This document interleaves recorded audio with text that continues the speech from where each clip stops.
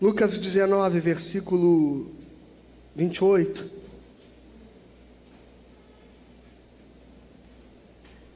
E depois de dizer isso, Jesus prosseguia a sua viagem para Jerusalém. E aconteceu que, ao aproximar-se de Betfagé e de Betânia, junto ao Monte das Oliveiras, Jesus enviou 2 de seus discípulos, dizendo-lhes: vão até a aldeia que fica ali adiante, e ao entrar encontrarão preso um jumentinho, o qual ainda ninguém montou. Desprendam o jumentinho e tragam aqui. E se alguém perguntar por que o estão desprendendo, respondam assim: porque o Senhor precisa dele. Indo os que foram mandados, acharam tudo conforme Jesus lhes tinha dito. Quando eles estavam soltando o jumentinho, os donos do animal disseram: por que estão desprendendo o jumentinho? E eles responderam: porque o Senhor precisa dele. Então trouxeram o jumentinho até Jesus e, pondo as suas capas sobre o animal, ajudaram Jesus a montar. À medida que Jesus avançava, as pessoas estendiam as suas capas no caminho. E quando Jesus se aproximava da descida do Monte das Oliveiras, toda a multidão dos discípulos começou com muita alegria a louvar a Deus em alta voz, por todos os milagres que tinham visto. Diziam: bendito é o Rei que vem em nome do Senhor. Paz no céu e glória nas maiores alturas. Alguns dos fariseus lhe disseram em meio à multidão: mestre, repreenda os seus discípulos. Mas Jesus respondeu: eu afirmo a vocês, que se eles se calarem, as próprias pedras clamarão. E quando Jesus ia chegando a Jerusalém, vendo a cidade, chorou por ela, dizendo: ah, se você soubesse ainda hoje o que é preciso para conseguir a paz. Mas isso está agora oculto aos seus olhos. Pois virão dias em que os seus inimigos cercarão você de trincheiras e apertarão o cerco por todos os lados, e vão arrasar você e matar todos os seus moradores, e não deixarão pedra sobre pedra, porque você não reconheceu o tempo em que Deus veio visitá-la. Veja, irmãos, Jerusalém estava vivendo um momento histórico. Havia uma expectativa, e no coração de algumas pessoas, eles já nutriam a convicção ou a esperança de que Jesus fosse o Messias.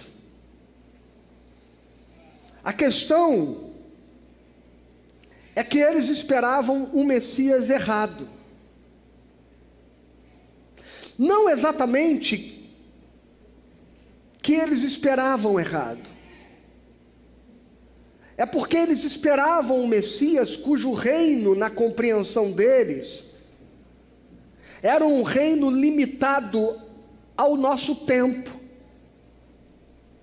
Um reino limitado à história. Um reino secular. Eles esperavam o pragmatismo de um rei que viria finalmente devolver a liberdade e a glória de Israel. O Messias seria aquele que ia resgatar o melhor momento do povo de Deus, a unidade do povo, o protagonismo de Israel na sua região. Por isso que a esperança do Messias, já profetizada pelo profeta Isaías, estava ligada à casa de Davi, porque era a casa de Davi que seria restaurada. Os profetas diziam: nos últimos tempos, diz o Senhor, eu restaurarei o tabernáculo de Davi. A esperança messiânica era nutrida a partir do anseio de que o Messias subjugasse e expulsasse, por exemplo, o controle romano. Que aqueles pseudo-governantes, fantoches de Roma, que governavam em Jerusalém, como Herodes, seriam finalmente destituídos do seu trono. Aliás, já cantava Maria, tanto quanto cantava Zacarias, quando Jesus e João, Maria e Isabel estavam grávidas de Jesus e de João Batista, que finalmente o Messias chegava para destituir do trono os poderosos e exaltar os humildes. Eles esperavam um Messias político. Eles esperavam um Messias conquistador militar. Eles esperavam um comandante de um exército. Quando Jesus marcha em direção a Jerusalém, a expectativa era que finalmente se levantasse um grande motim. Que Jesus, por exemplo, entrasse no templo e desse a mão ao sacerdote, ao sumo sacerdote, e juntos eles pudessem restituir a glória de Israel, o culto santo do Senhor, a santidade de Jerusalém. Mas quando Jesus vem humilde, sem espadas, sem exército, montado num jumentinho, e em vez de marchar em direção ao palácio de Pilatos e ao palácio de Herodes, ele marcha em direção ao templo.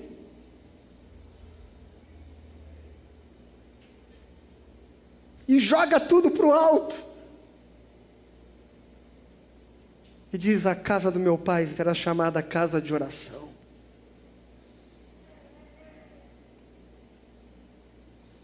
O que está em jogo, irmãos, no modo como nós recebemos Jesus, não é exatamente quem Jesus é, mas qual a expectativa que nós depositamos nele. Tem muita gente decepcionada com Deus por aí. Aliás, um dos livros mais importantes que li foi um livro do autor Philip Yancey, que recentemente tropeçou aí na vida, né? Mas um dos mais brilhantes autores cristãos que li. E o fato dele ter falhado não anula e apaga a importância dele e de tudo que ele escreveu e deixou, e o seu legado. Um livro chamado Decepcionado com Deus. Tem muita gente decepcionada com Deus, mas isso não tem a ver com Deus. Isso tem a ver com a expectativa que você colocou nele. Tem a ver com que tipo de ambições você projetou em Deus. E na medida em que parece que Deus não atendeu os seus anelos e os seus anseios, você se sente frustrado. Mas eu queria dizer algumas coisas para você à luz desse texto. A primeira coisa, são 4 coisas especialmente que eu quero falar, mas a primeira coisa é que Jesus é o Rei soberano que tem todas as coisas sob o seu controle. Os versos 28 até os versos 35 nos dá a exata dimensão disso. O texto diz que Jesus orienta os discípulos a entrassem numa aldeia e ali encontrariam um jumentinho. Se você ler este relato no Evangelho de Mateus, capítulo 21, você vai perceber que lá em Mateus Jesus fala que eles encontrariam uma jumenta com o seu filhote jumentinho ao seu lado.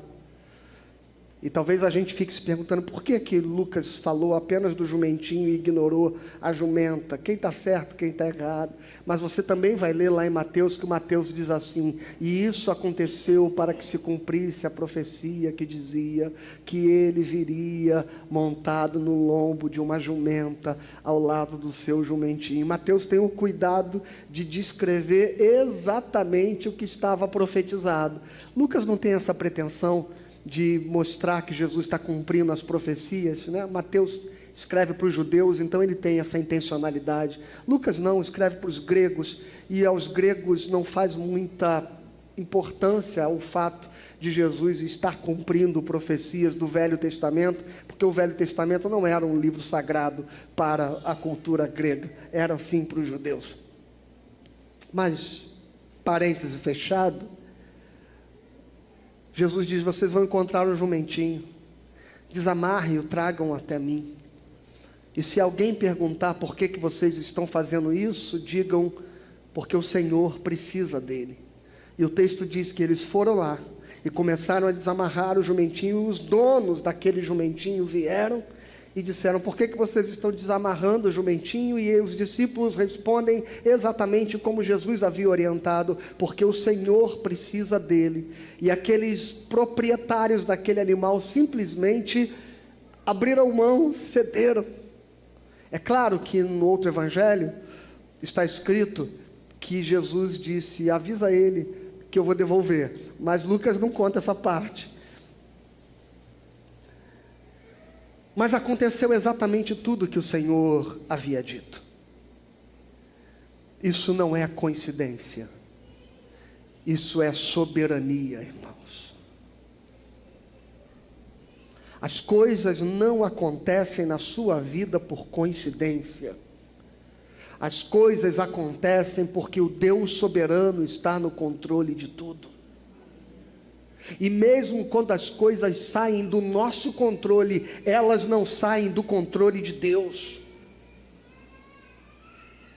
O nosso Deus, o teu Deus, ele não é levado pelas circunstâncias. Ele não é conduzido pelas surpresas cotidianas.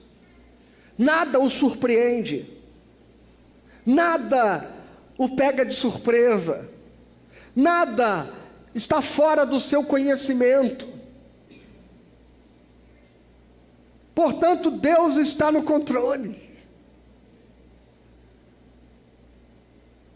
Deus sabia exatamente pelo que você haveria de passar.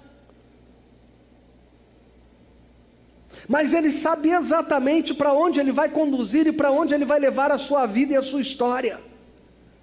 E mesmo as circunstâncias mais difíceis da vida, elas servirão para que este propósito de Deus seja alcançado em você. Cristo não é surpreendido, Ele governa os menores eventos para cumprir os propósitos eternos de Deus. Por isso eu repito um texto que citei aqui domingo passado: porque a vossa leve e momentânea tribulação não se compara ao peso da glória que há de ser revelada entre vós. E é por isso que lá em Romanos capítulo 5, o apóstolo Paulo diz: porque nós nos alegramos e nos gloriamos até mesmo nas nossas tribulações.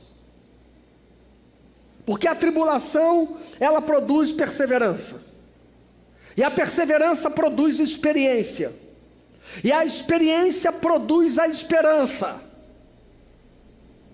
E quando nós temos esperança, diz o apóstolo Paulo, o nosso coração não se confunde, não se perturba, não se apavora, não se desespera, porque o Espírito Santo que é derramado sobre nós renova esta esperança e o amor de Deus sobre a nossa vida.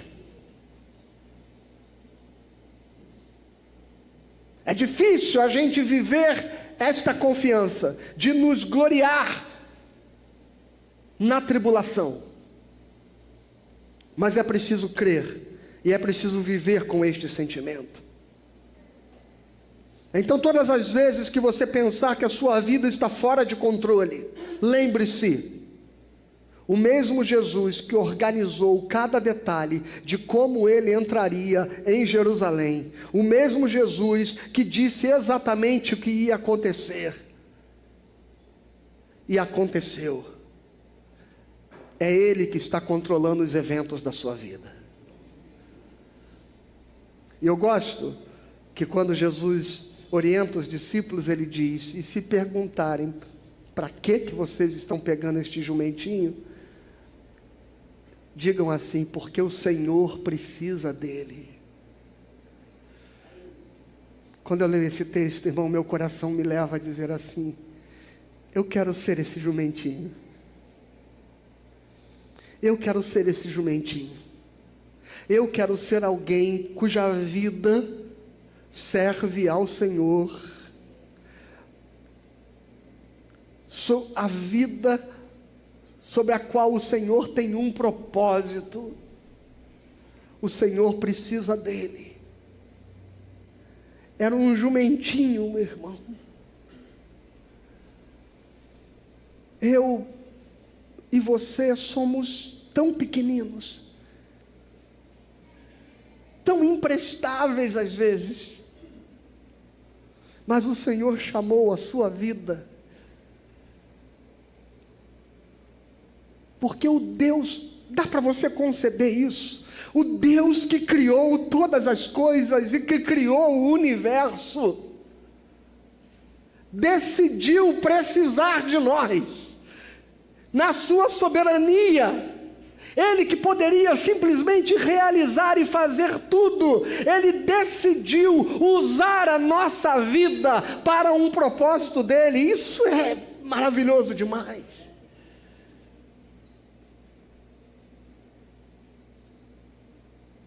Dá um orgulho danado a gente dizer assim: Deus precisa de mim.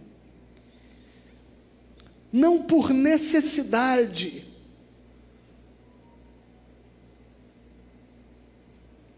entenda isso, Deus não precisa de nós por necessidade, mas porque decidiu nos dar o privilégio de participar da sua obra, e de sermos co-criadores. Ele cria todas as coisas, cada animal Ele criou, mas Ele chama o homem e diz assim: dê nome. E daquilo que você nominar será como ele será chamado. Ele cria todas as coisas e simplesmente a terra podia brotar e florescer, mas o texto diz: mas a terra não dava fruto, até que Deus tivesse feito o homem para cultivá-la. Em tudo que Deus faz, é como se Ele decidisse que Ele nos convida a participar da sua obra e do seu reino. Portanto, uma decisão precisa ser tomada: se você vai desatar os nós das cordas que te prendem e vai disponibilizar a sua vida ao Senhor, porque quando o Senhor disse para os donos daquele jumento: o Senhor precisa dele, eles abriram mão. Ao convite que o Espírito Santo faz a você nesta manhã é esse: será que você está disposto a abrir mão da sua própria vida para oferecê-la ao Senhor? Porque o Senhor está dizendo: eu conto com você. E ter o privilégio de participar da construção do reino de Deus. Tudo tem um propósito.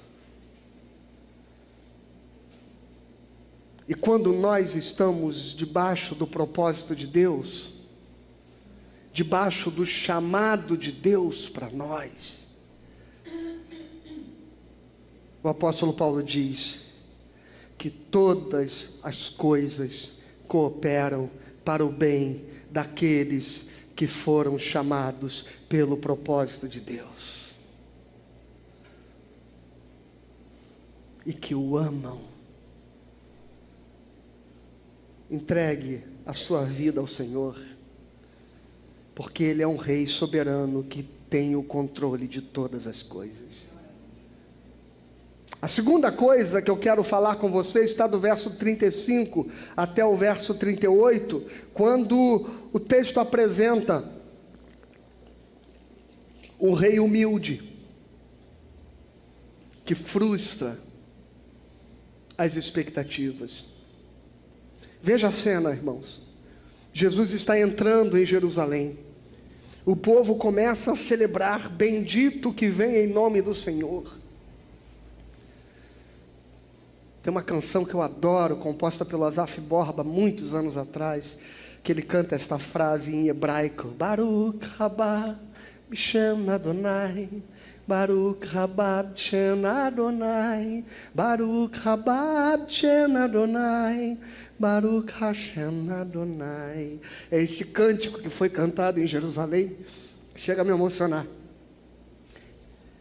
Bendito que vem em nome do Senhor. E eles estenderam as capas, sabe? Eles tiraram as capas e fizeram um tapete de honra para Jesus passar com aquele jumentinho. Mas tem um problema. Vamos ao texto. Verso 35. Então trouxeram o jumentinho a Jesus, e pondo as suas capas sobre o animal, ajudaram Jesus a montar. E à medida que Jesus avançava, as pessoas estendiam as suas capas no caminho.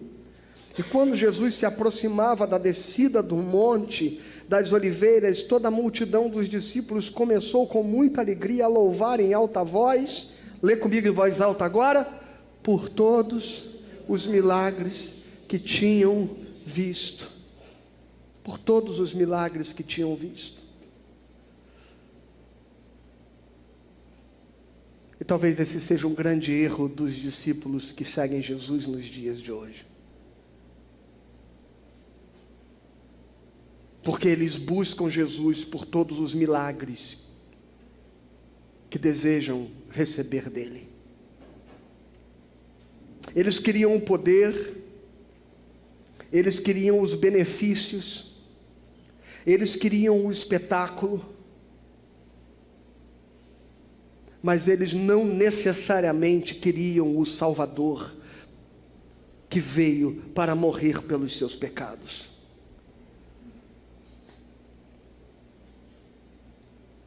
Eles queriam um Deus que lhes servisse, mas não entendiam qual era a verdadeira dimensão da obra que ele veio operar e que ele veio manifestar. E quanto isso é atual, irmãos. As pessoas estão lotando as igrejas pela bênção, pela cura, pela solução dos problemas.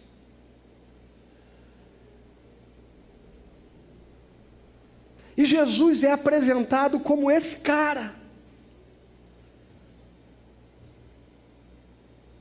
que veio para solucionar os seus problemas, mas que não muda o caráter.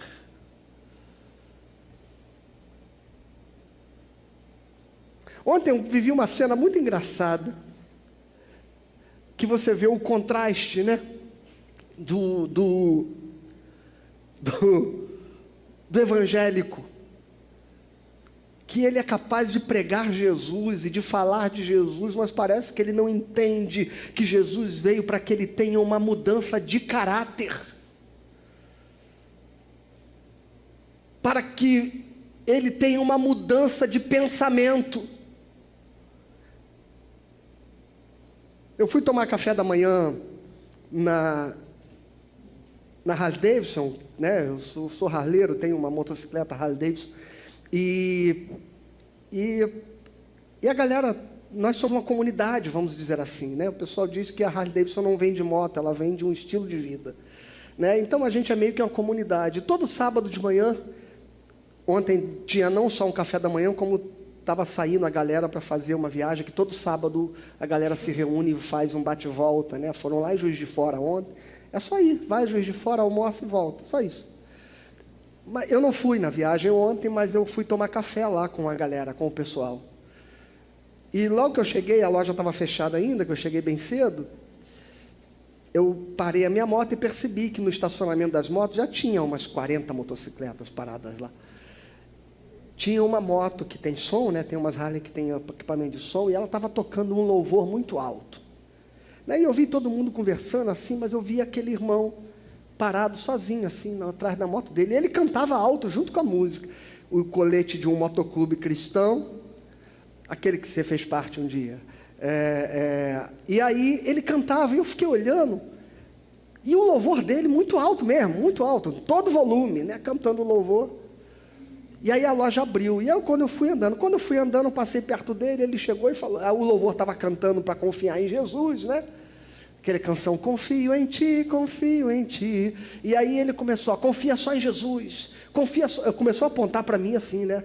Porque ele vai resolver os teus problemas e coisa e tal. Barará. Aí eu fiquei olhando, eu falei, legal, o cara evangelizando mesmo, né? O cara usa o motociclismo, esse motoclube usa o motociclismo para evangelizar. É bem legal o trabalho deles, inclusive. Aí entrei na loja, comecei a tomar café. Quando eu estou tomando café, queimei a língua, inclusive, falei no café que estava quente. Aí comecei a tomar café, e aí ele parou do meu lado de novo. Aí ele falou, ei, esse café está queimando a língua. É para queimar a língua da sogra, aquela fofoqueira. Porque Jesus queima a língua dos fofoqueiros. E começou a falar mal da sogra dele. Eu olhei para ele e falei, irmão...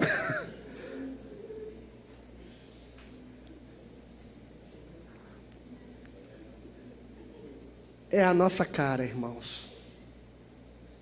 A gente fala de Jesus, a gente louva Jesus, a gente bota o louvor, mas a gente fala mal dos outros, a gente critica, a gente não mede a língua, a gente não muda caráter, a gente não muda atitude. É a cara do religioso.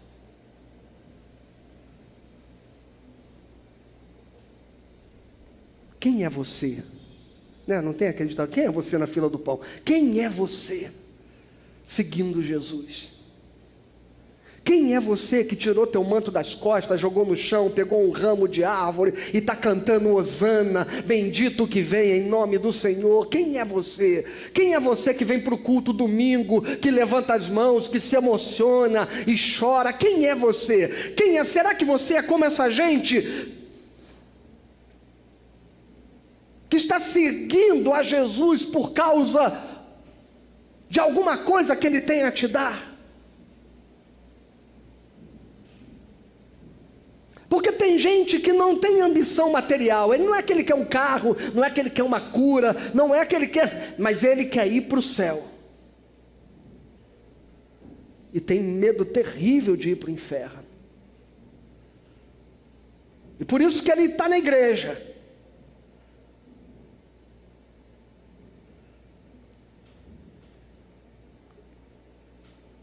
Ele não se relaciona com Deus porque ama o Senhor e porque o Senhor dá significado à sua própria existência. Ele não se relaciona com Deus porque a sua alma tem sede, como o salmista diz, a minha alma tem sede de Deus, do Deus vivo, como a corça suspira pela corrente das águas, assim suspira eu por ti, ó Deus. Não, ele está na igreja porque ele acha que se ele não seguir Jesus e não vier para a igreja, ele vai para o inferno.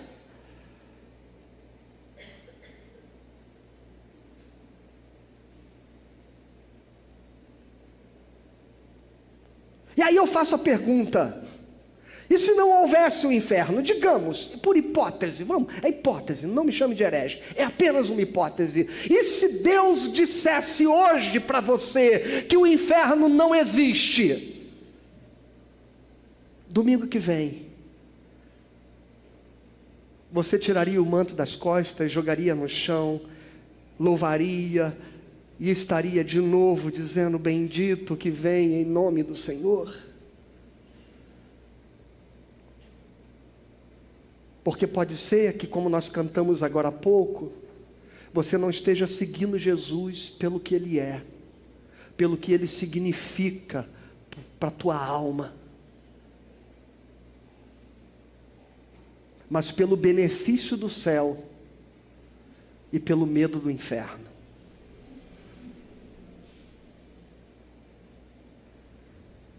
Parou para pensar nisso? Eu já perdi a conta de quantas vezes eu repeti o poema de Santa Teresinha aqui. Mas eu acho ele lindo. E eu acho que eu vou repeti-lo ao longo de toda a minha vida. Quando Teresa d'Ávila diz: não me move, Senhor. Não me move, Senhor, para te amar, o céu que tu me prometeste. E não me move para te temer, o inferno tão terrível. O que me move é o teu amor revelado na cruz por mim. E o teu amor me move de tal maneira que ainda que não houvesse o céu, eu te amaria, e ainda que não houvesse o inferno, eu te temeria. Esta é a poesia de alguém que entendeu que nós queremos a face de Deus. Não é o céu que eu procuro, não é fugir do inferno, não é a cura, não é um milagre, mas a minha alma tem sede do Deus vivo. E eu sei quem Jesus é para mim, e eu sei o que Ele significa para mim.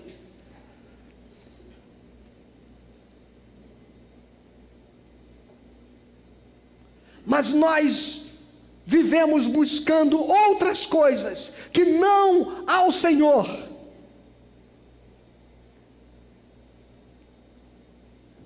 Qual é o objetivo de você estar na igreja?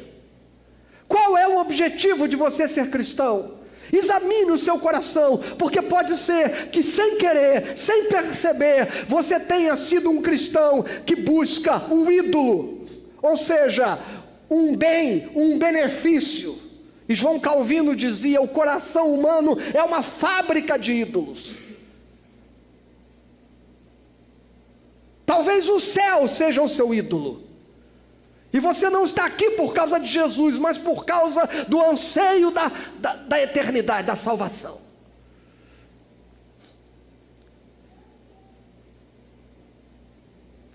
Quando nós deveríamos estar aqui pelo motivo que movia, por exemplo, Santo Agostinho, quando ele dizia: o meu coração estará sempre inquieto, enquanto ele não descansar em ti, Senhor. Porque tu nos fizeste a nós, partículazinha da criação, nos fizeste para te adorar. E é o Senhor mesmo que nos move a te buscar.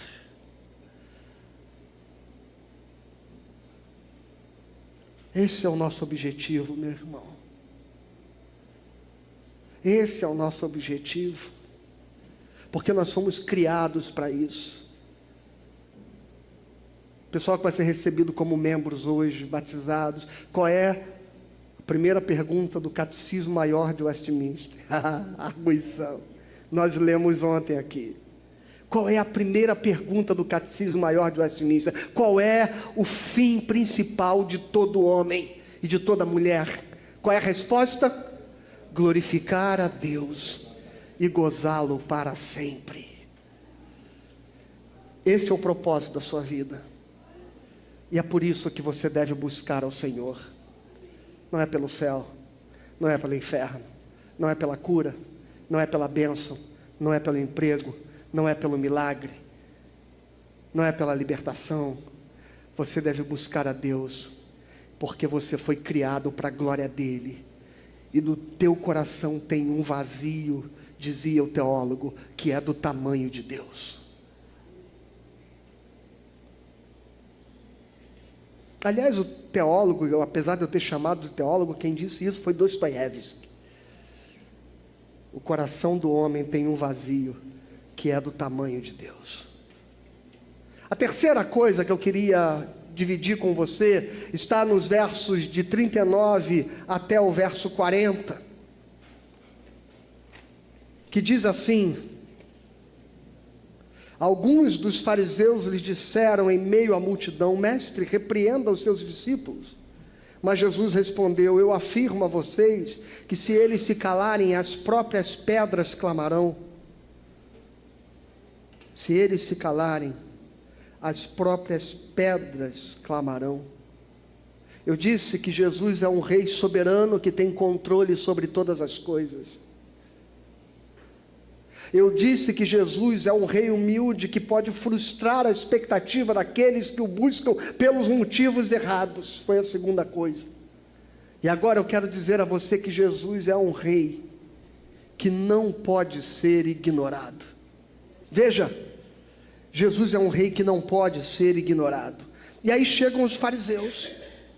E ele diz: mestre, repreenda os teus discípulos, porque eles diziam: salva-nos, bendito o que veio em nome do Senhor. Aquilo parecia uma heresia.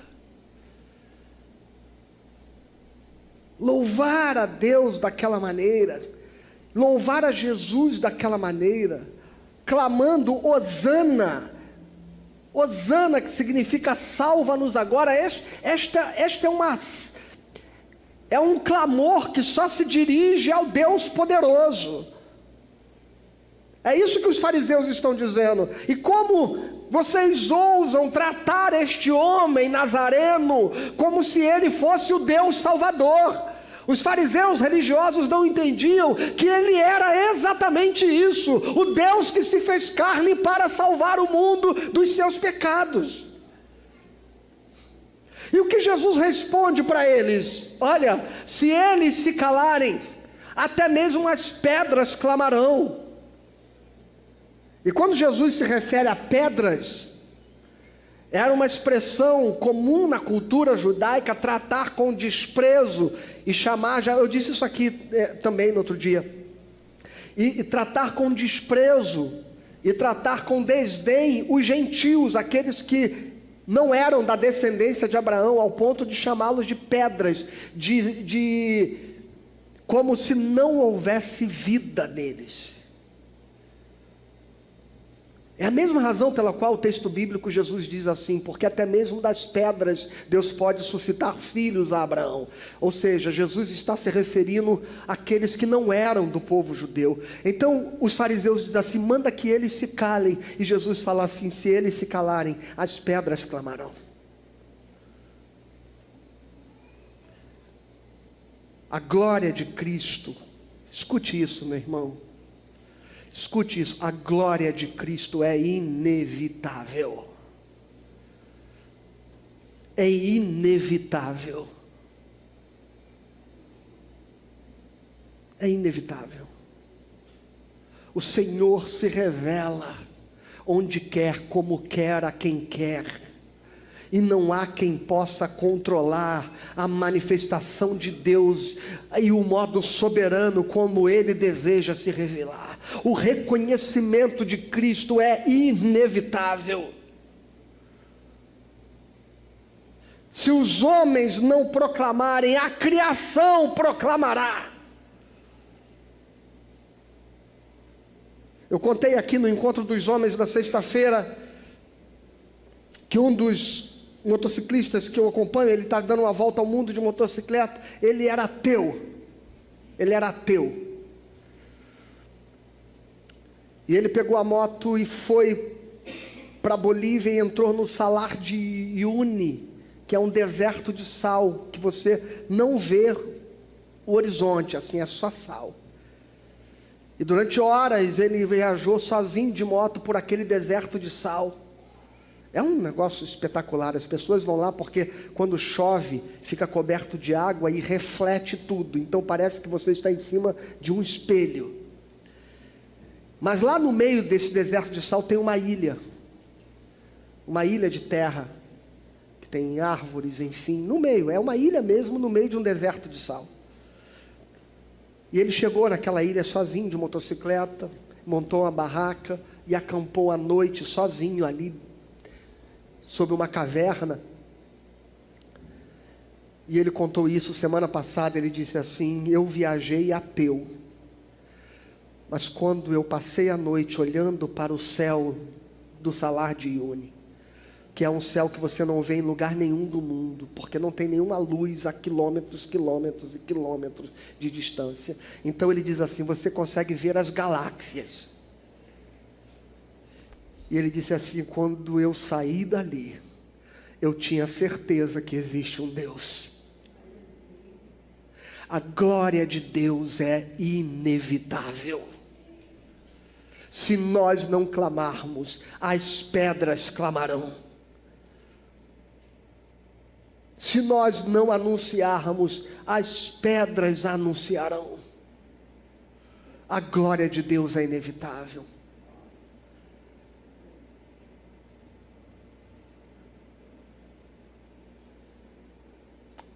Jonathan Edwards dizia: Deus é glorificado não apenas por ser visto, mas por ser reconhecido como glorioso.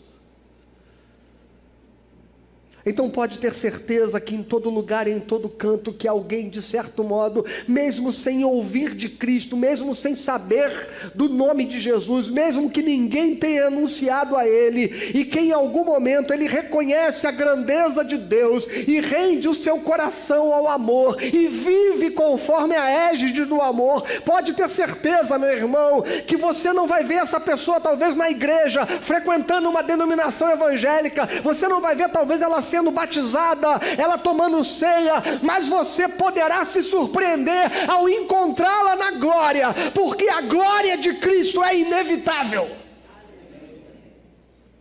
É inevitável. E você pode até tentar ignorar Jesus, mas você não pode anulá-lo. Governos podem tentar proibir o evangelho, governos podem tentar oprimir a igreja, mas a glória de Cristo é inevitável. E um dia, todo joelho se dobrará, e toda língua confessará que Jesus Cristo é o Senhor. A pergunta é se você o reconhece hoje como Senhor, quando o seu amor está estendido sobre a sua vida, ou se você vai fazer esta declaração apenas quando você estiver diante dele como juiz, quando ele vier glorioso no seu reino. Pense nisso. E a última coisa, para nós terminarmos, está do verso 41 ao verso 44. O texto, ele diz: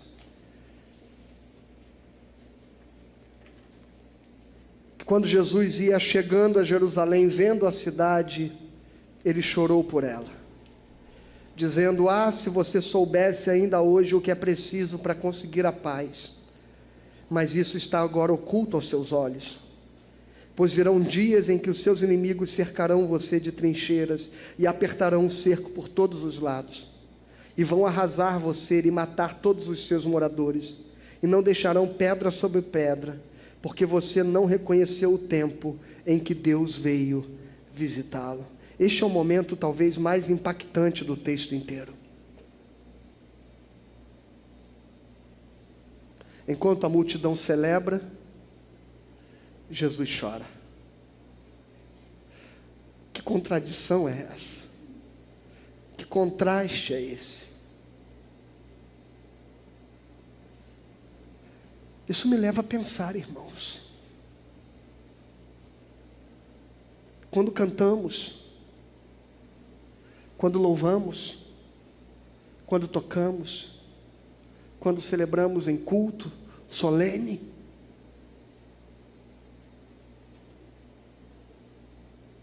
o Senhor se alegra conosco, ou o Senhor chora por nós? Será que somos a sua igreja verdadeira?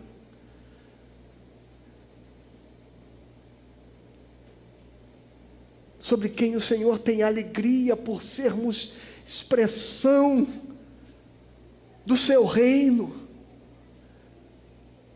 por termos recebido de fato a salvação, ou será que somos vidas vazias, vivendo apenas a estrutura de uma religião, os ritos de uma religião, seguindo apenas os dogmas de um credo, e não necessariamente recebendo Jesus como Senhor e Salvador na nossa vida? Por que Jesus está chorando? Esta é a pergunta: por quê?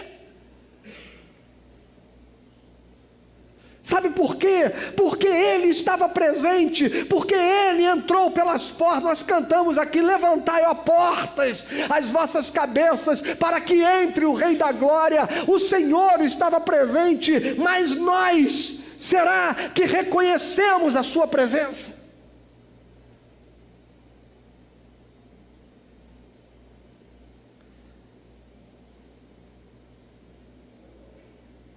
Quando o Senhor, a cada momento da sua vida,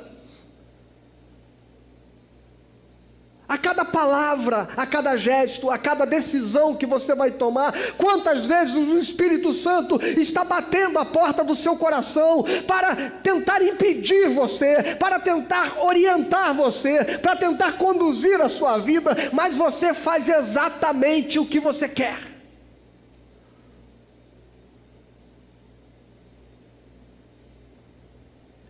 E toma as decisões conforme o seu coração. E Jesus está lá, como ele disse para a igreja de Laodiceia: eis que eu estou à porta e bato, se alguém abrir, eu entrarei e cearei com ele e ele comigo. Tem gente que acha que essa palavra é para falar para os não crentes. Não, essa palavra é para falar para os discípulos. Porque afinal de contas, Jesus está falando essa palavra para a igreja, não para os ímpios. Eis que eu estou à porta e bato.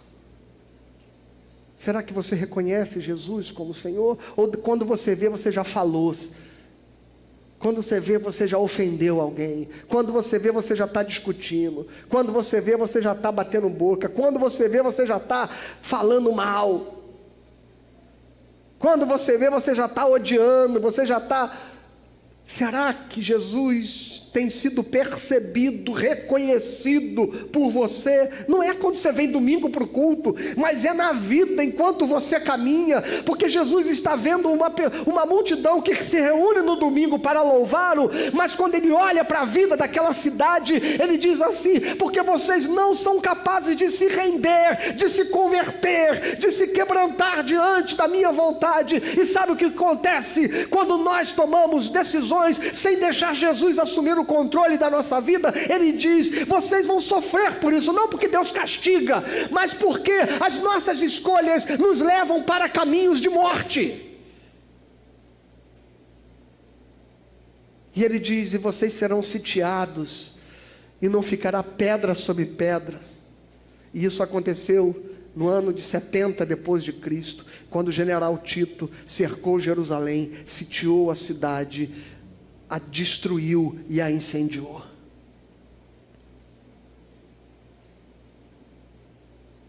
E Jesus disse: bastava que vocês tivessem se rendido e reconhecido que eu sou o seu Salvador. Bastava que você tivesse contado até 3 e deixado o Espírito Santo conduzir você, e você não teria entrado naquela discussão que até hoje está trazendo transtorno no teu relacionamento, e você não teria dito aquelas palavras que até hoje magoam o coração de alguém, e você não teria tomado aquela decisão que até hoje faz com que você sofra as consequências das escolhas erradas que você fez. O que está diante de nós aqui, meus irmãos, é que não há nada, dizia Martin Lloyd Jones, não há nada mais trágico do que estar perto das coisas de Deus e ainda assim permanecer perdido.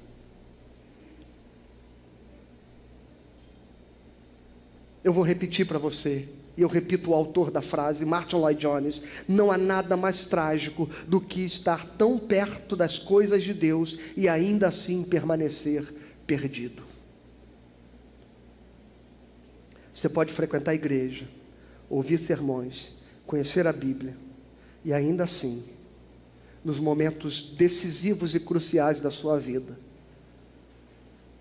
não é Cristo que está no controle. Pense, reflita E ore por isso. Cuidado, eu termino dizendo isso, cuidado com a fé superficial. Porque foi a fé que fez a multidão domingo gritar hosana e sexta-feira gritar crucifica-o. Segunda coisa, não molde Jesus às suas expectativas. Jesus não veio para ser útil para você. Jesus veio para ser Senhor da sua história. Terceira coisa, não perca o tempo da graça. Não deixe passar a oportunidade de você deixar Deus mudar a sua história. Porque este é um tempo de visitação. Este é um tempo de oportunidade. Este é um tempo onde você ainda pode fazer escolhas que farão diferença na sua vida amanhã. Mas esse tempo não dura para sempre. Foi num domingo como esse que Jesus entrou em Jerusalém. E hoje Ele está aqui. Ele ainda se revela. Ele ainda nos chama. Ele ainda nos confronta. E só há duas respostas possíveis. Ou você o aceita, ou você o rejeita. A decisão é sua.